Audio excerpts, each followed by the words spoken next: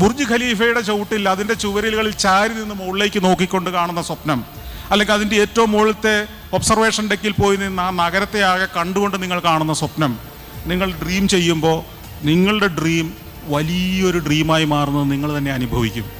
എന്നെ സ്വപ്നങ്ങൾ കാണാൻ പഠിപ്പിച്ചതൊക്കെ ഈ യാത്രകളാണ്.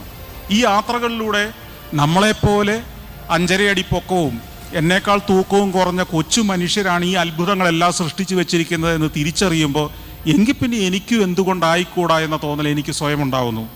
നമ്മളെക്കാൾ കൊച്ചു മനുഷ്യരുടെ ഒരു സമൂഹത്തിൽ ജീവിച്ചുകൊണ്ട് അവരുമായിട്ട് മല്ലയുദ്ധം നടത്തുന്ന ആളുകളാകുമ്പോൾ നമ്മുടെ സ്വപ്നങ്ങളും അവരുടെ സ്വപ്നം പോലെ ചെറുതായി പോകുന്നു.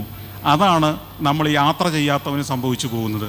നമ്മളെക്കാൾ ചെറുതായ മനുഷ്യരുമായി കലഹിച്ച് ജീവിച്ച് തീർക്കാതെ വലിയവരുടെ ലോകത്തേക്ക് നടന്നു ചെല്ലേ, എന്നിട്ട് അവർ കണ്ട വലിയ സ്വപ്നങ്ങളുടെ ഭാഗമാവുക, ആ സ്വപ്നങ്ങളുടെ ഷെയർ ഹോൾഡർ ആവുക.